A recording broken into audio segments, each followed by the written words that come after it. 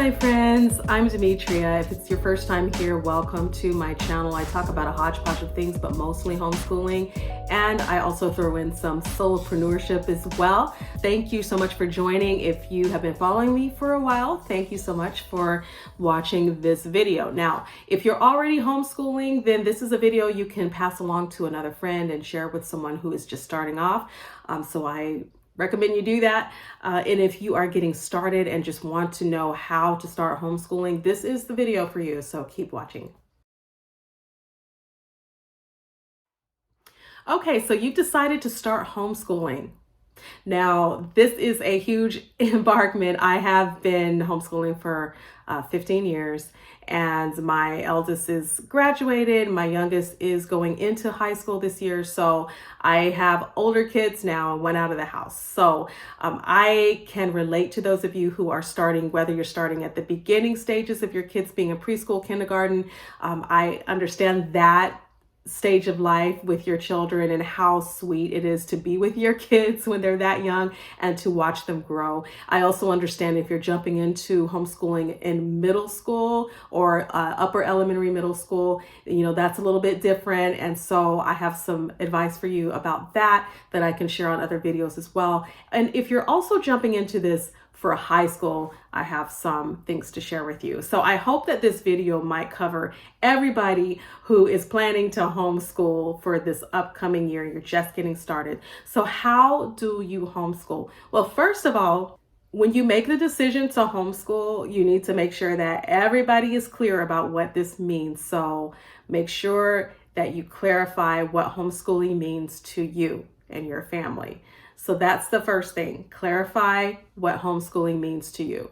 So if that means pulling your kids out of a public school or private school situation, you're going to have to sit down and explain to them what this is going to mean for their social life, how it's going to change their the way they do school. You might have to spend some time in the beginning stages of homeschooling actually deschooling them and getting them acclimated to this new world of what home education is. So think about what that means for your family and make sure everybody's on board, at least you and your partner, spouse. Make sure you guys are on board together, because this is something that really takes a family effort. So if one of you is not on board with it, there could be some friction and it could be difficult to accomplish your goals with your children. So having everyone on board it's really helpful and needful. So that's the first thing. Make sure everybody's aware of what you're doing and how things will change.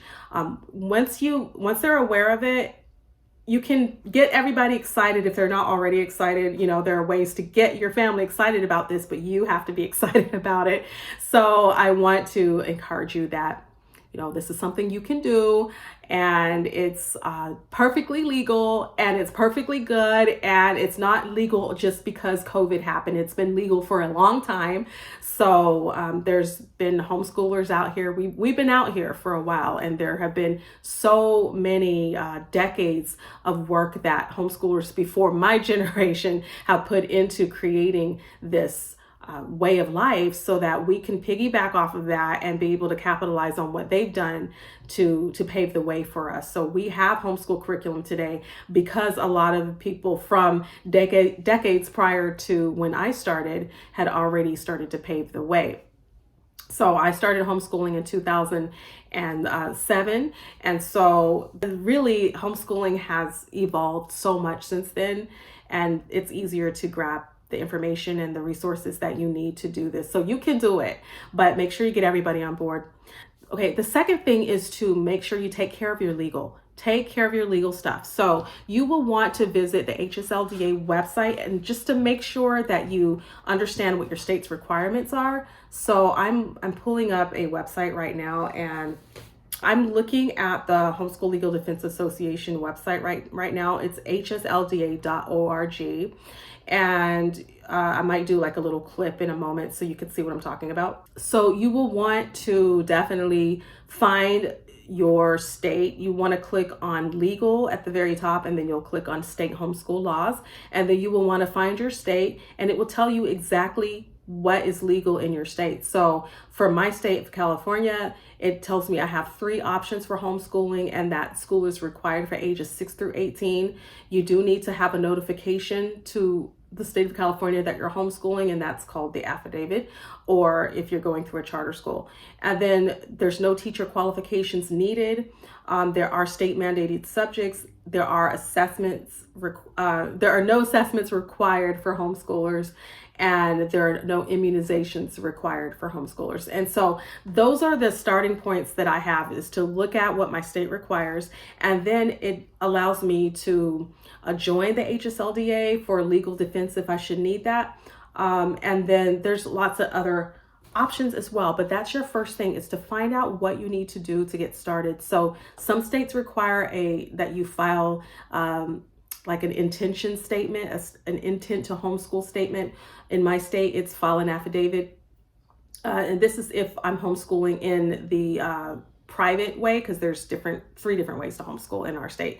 So if I'm private homeschooling, I may have to file an affidavit, or I can come up underneath what's called a private satellite school, so a PSP. But every state's different. So your state might have what's called an umbrella school, or you may be able to file directly with your state, by filing your intent to homeschool, or you may have to come under some type of entity that will be your cover school or umbrella school. Find out what that is and get that sorted and situated.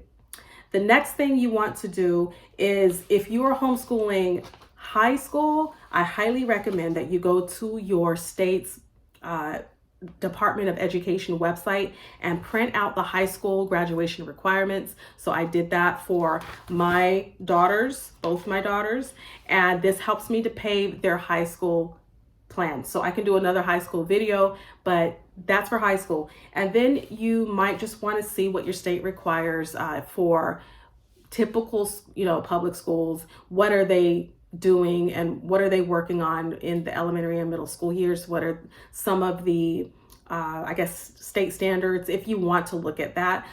That's not necessary for your younger children, by the way, but for older kids, especially those who are going into high school, I highly recommend you go to your Department of Education and print out that plan of action that they're using, that they need to use in order to graduate in your state.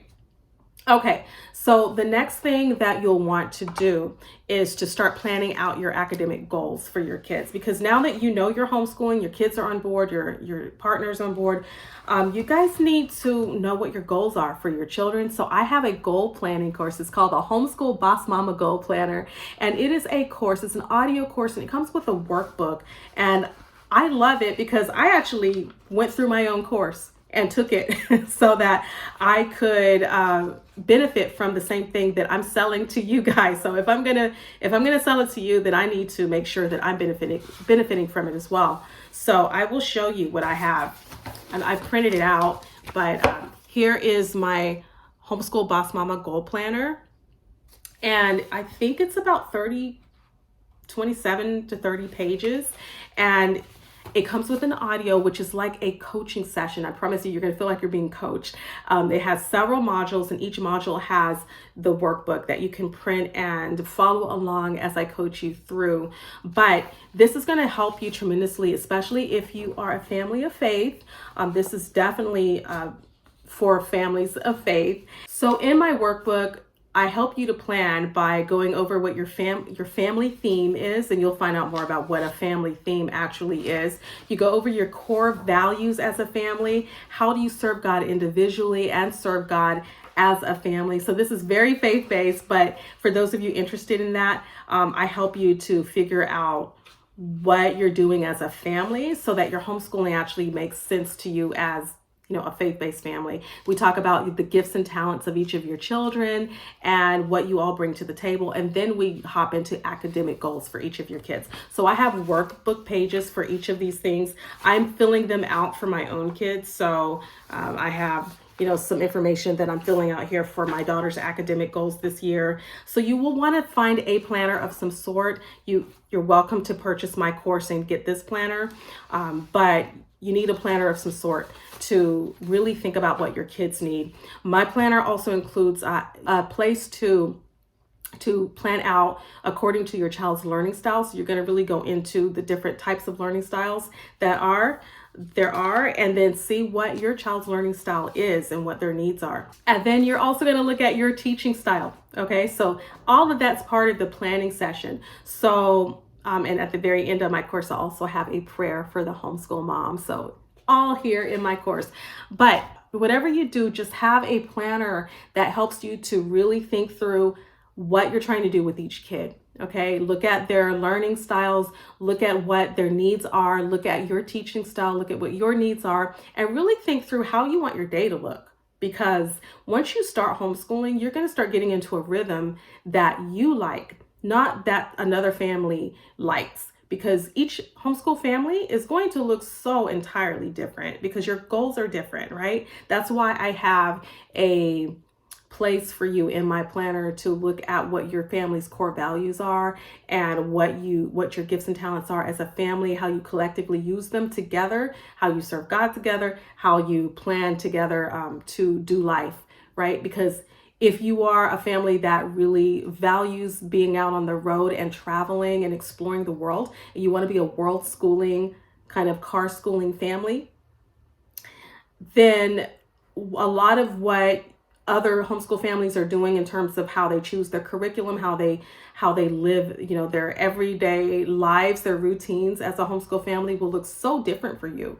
So that's why you have to be clear about what your family is doing, like what you guys want your homeschool days to really look like. So sit down and hash that out before you start purchasing curriculum and joining co-ops and all of this, because that you need to know who you are and get your identity as a homeschool family together first before you start adding in all these other outside factors.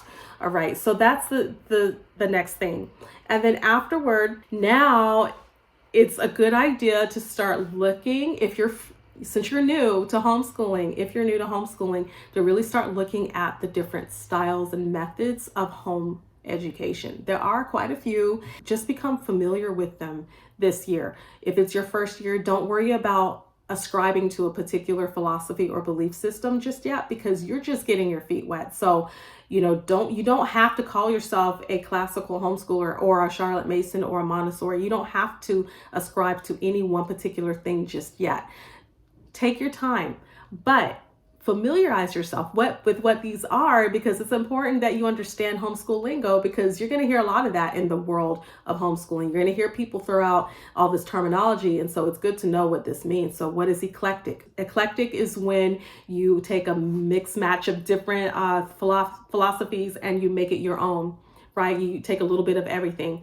And so that can be eclectic. There's relaxed homeschooling. We did that for many years when my kids were younger. There's unit studies. I was never keen on unit studies, but that's something you can do if you really enjoy doing unit studies. There's the university model where you meet at a co-op type idea for like 2 days out of the week and you do the rest of your school at home.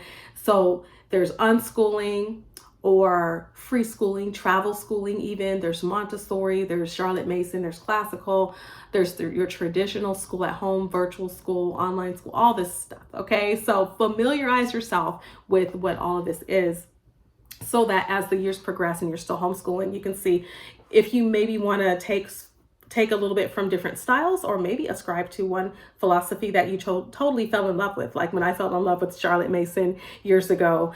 And even though we're no longer applying all the Charlotte Mason principles to our homeschool any longer, and we're doing virtual school this particular school year, and things have changed for us in our home, we still love Charlotte Mason. So, maybe just get familiar with what those things are and see if maybe you will want to incorporate that, but don't feel obligated to call yourself one thing or another.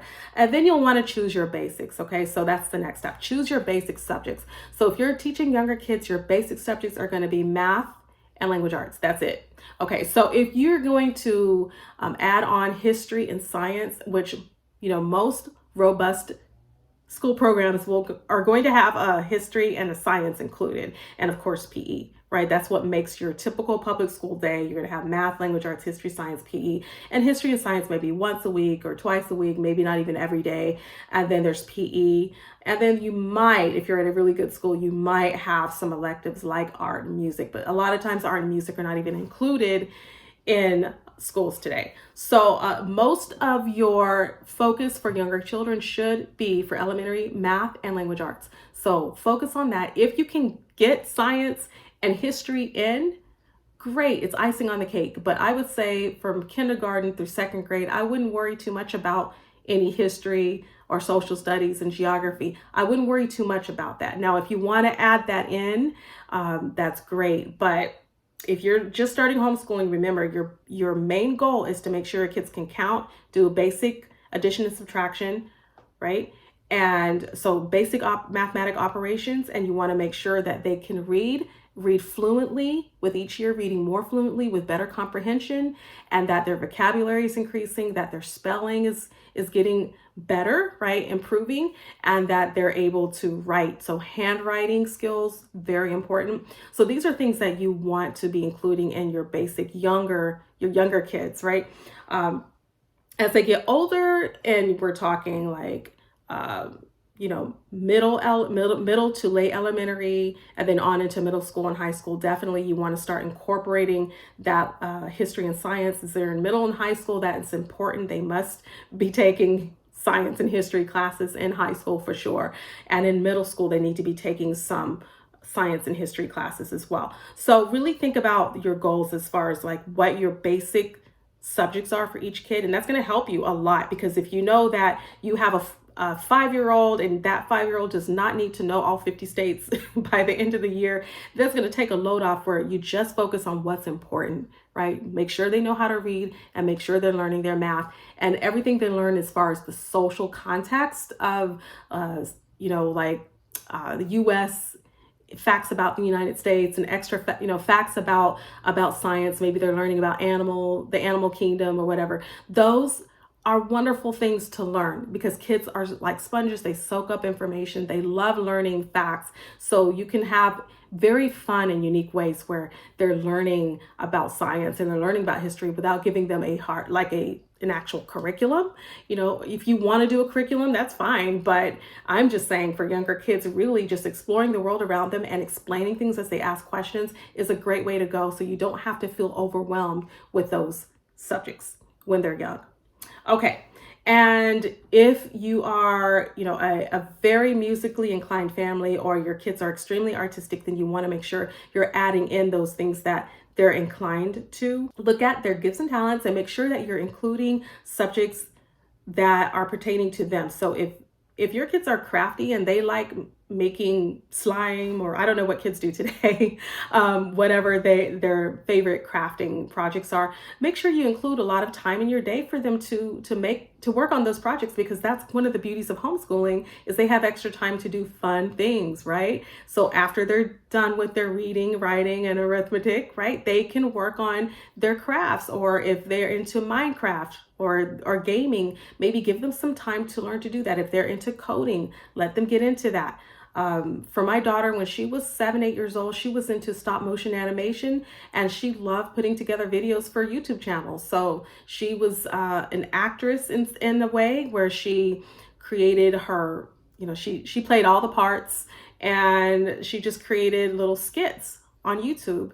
And so I let her do that, under my supervision. And that was something that she used a lot of her time for at 8 years old. I let her do that. But see, you can see what your kids are good at, what they're inclined to, and what they're attracted to, and let them go to town with it, because that's one of the beauties of homeschooling, is we have time for those kinds of things. If they want to start a business, let them start one. My daughter started one on Etsy a while back, and she makes these coasters. I think I have one with me. So here's one of the coasters my daughter made, and it has some little pressed flowers and some glitter and everything.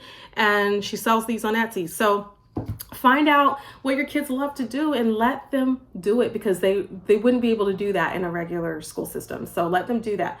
The next thing you want to do is choose your curriculum. So here is, when you're a brand new homeschooler, this can be overwhelming. I'm sorry. I'm just going to go ahead and apologize for the overwhelm that can ensue from looking at curriculum choices. Because and many others who have been homeschooling as long as I have, or even longer, have been in this game for a while, we kind of can even categorize in our heads like what curriculum is good for what kind of family, or whatever your goals are. What are you trying to accomplish? So I can visualize right now many different titles and names of publishers and companies that have been producing homeschool kits and homeschool curriculum and resources from K through 12. And I can sort of give you a summary of what those curriculum publishers offer and whether or not it would be a good fit for you. If you were to tell me, this is what I want to do, what curriculum is good for me, I can probably give you a recommendation, because based on your goals and based on what the companies are offering you, we need to find a good match, right? So if your goals are you're just starting homeschooling and you don't know what your methodology is of homeschooling, you're not sure if you're classical or eclectic or whatever, you're just getting your feet wet, then I would never recommend a complete Charlotte Mason program or a complete classical program to you, because I feel like you shouldn't be shoved into a philosophy when you're just getting started. I don't believe in that. I think you should figure out basically how to get the basic needs met of your kids. So like I said, writing, reading, arithmetic, and for older kids, science and history. So you can find very inexpensive items. You can go to Barnes & Noble, you can find them on online, of course, or you can go to Costco, and Walmart even has some workbooks. So find workbooks by companies like Spectrum or Evan Moore. But Spectrum is a very inexpensive program you can use, and they have workbooks for every single subject that's needed in schools. If you need a math workbook and you don't want to spend a lot of money, you can just purchase a Spectrum math workbook for multiplication or one for division, whatever you're working on. And so although math is a little bit different, I kind of think that you should put a little bit more effort into really finding a good math program for your kids. But when it comes to language arts, for example, I think Spectrum would be a really, really good start. So look at Spectrum, look at Evan Moore. If you prefer online and you don't mind spending a little money, maybe check out Time for Learning and see if that works for your kids. If you totally don't want your kids online, then maybe look for kits like Timberdoodle. I think you have to put a little more money into that. So everything comes with its price tag and budget. So whatever your budget is, you're going to have to see how that works for you. But if you're just getting started, you could also head over to Teachers Pay Teachers and grab some things there. And for younger kids, I really like, for the 4 or 5-year-olds, I love ABC Mouse. Actually, even younger, I think 2 and 3 and 4 could use ABC Mouse. And then I really love OutSchool for classes that are out of the box and unique and different for your talented kid who just wants to explore a topic that can't be explored in a typical school. I would check out OutSchool, and even there are a lot of academic classes on OutSchool. So if you really need a good writing class for your middle schooler, check out OutSchool. I teach on OutSchool. My daughter takes classes on OutSchool sometimes, especially during the summer. And even though we're in a virtual online school right now, as we look into next year, what we're going to do, I'm probably going to end up pulling her into some OutSchool classes next year. But we'll see how that works out.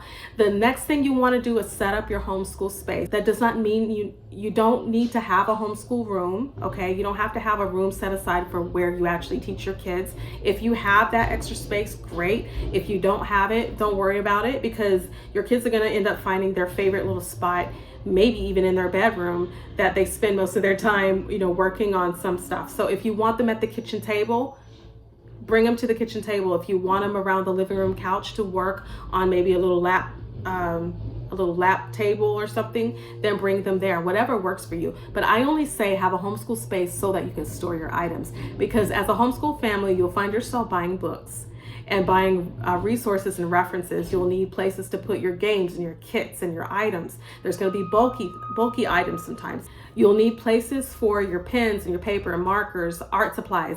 If you have a craft supplies, that takes up a lot of space, like clay and Play-Doh and paints and brushes, takes up space. So you'll need to have a storage item. I have a little storage back here where I keep some homeschool things, but you'll need a place to store your things. So you find out the place in your house where you can put your homeschool items. If your kids need a desk, maybe you can stick a desk in their bedroom. My daughter has a desk in her room where she works sometimes, and a lot of times she ends up working on her bed, but it's better for posture if they can sit at their desk. And then if you have a school room that you can devote to all your kids being in there, that's great. Like, that's awesome that you can do that, because it puts everybody in the room at the same time and it's a dedicated space. So whatever it works for you. If you're on the road and you're in an RV, you don't need that. You just need to be with your family with a space set aside just for storing homeschool items. So think about your space, and then think about keeping homeschool records. Where and how are you going to keep them? So you can keep them digitally, which I do recommend you make sure that you have something in Google Docs or something that you can on the cloud that you can access. But as far as your kids' portfolios, like their things that they've done when they were in kindergarten and now they're in 6th grade, what do you do with all of that material? Do you throw it away? Do you take pictures and archive it? It's up to you. But I recommend that you archive as much as possible and keep the really important things like that, have some sentimental value to you. So we do have portfolios of my daughter's artwork, and I still have a lot of her material that she did throughout the years for language arts, and I have subject binders. So maybe I'll show that on another video, but you want to just keep your students' work, especially for that current year and the year before, because if you ever plan at some point to transition them to a public school, sometimes they want to have records of what they've done, not just this past year, but the year prior. If you haven't done any official testing, they might need to look at some of your sample work that your students have done. So, printing out some of their papers that they've written just to have it on hand. And then also keeping a digital copy is great. So if they're older kids and they've been writing essays, keep a copy of all those essays.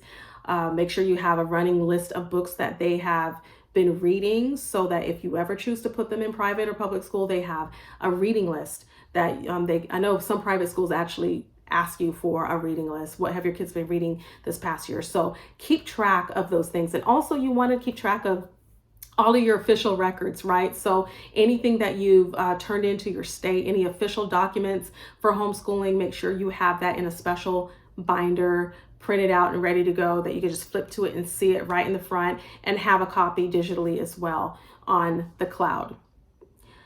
The last thing is to stay encouraged in your homeschooling. You want to make sure that you are staying positive and keeping people in your space that's encouraging you and helping you to keep going in your homeschooling. So if you have family and friends and people in your life that don't understand what you're doing, it can be a little taxing, because maybe they're not certain, or maybe they're not sure that you're doing the right thing. And maybe they mean the best for you and want the best, but they feel like the best for you would be for you to put your kids in school, but they're your kids. So you get to make that decision with your partner, your spouse.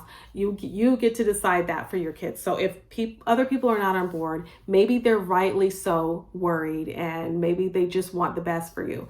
But it's good for you to find people that aren't worried about you, that in fact are on your team, and they're rooting for you, and they're going to surround you and encourage you with positivity that you can do this homeschool journey. And so that's what you need to find in your life. And if you cannot find it locally in a local homeschool group, if you're not willing to join a co-op, if you don't really need the extra effort that it's going to take to get involved in these groups every week and make this commitment to a group, then we have virtual groups now. So even more so since COVID happened. So there's a lot more groups available online. You can probably find a group of any persuasion or flavor that you want that will help you, either on Facebook. There's all kinds of virtual homeschool summits now, especially in the summer. So be looking for these groups virtually, get involved in virtual groups and join them. Go to summits online that, speak to you. These virtual summits that really you feel that are inclusive, that will speak to your family and help you in your walk of this homeschool journey. And I highly recommend Facebook groups too, because you can really find nice connections there. You can also join my community, where I send out newsletters on maybe every other week or so. I'll send out a newsletter with any information I have about new homeschool interviews that I've just done, or any encouragement, any courses I've created, blog posts that I've created, videos I've created, just for you, to encourage you because, I could have easily said, I'm done homeschooling and we're just not going to do this anymore. And I have said that many times that I'm not doing homeschooling anymore. And I come right back to homeschooling because I need that for my child right now. And you guys are out here and I'm here to support you, right? So, since I'm still here, I want to make sure that I give you guys everything I can before my youngest graduates as well. All right, so you can head on over to christianhomeschoolmoms.com. It is a faith-based website, but you will find all kinds of homeschooling information on that website, whether you are whatever faith you are of, or if you are of no faith. I invite you still to come to my website because I love serving homeschoolers. So you'll find lots of information there that can help you in your homeschool journey. So I look forward to seeing you on the other side. Join my mailing list, sign up, and then you'll be part of that community where I send you information and get you involved, okay? And I hope this helped you out a lot. I hope it did. And if you feel encouraged and inspired and motivated to keep homeschooling or to start homeschooling, drop me a comment below and I'll talk to you guys in the next video. Bye.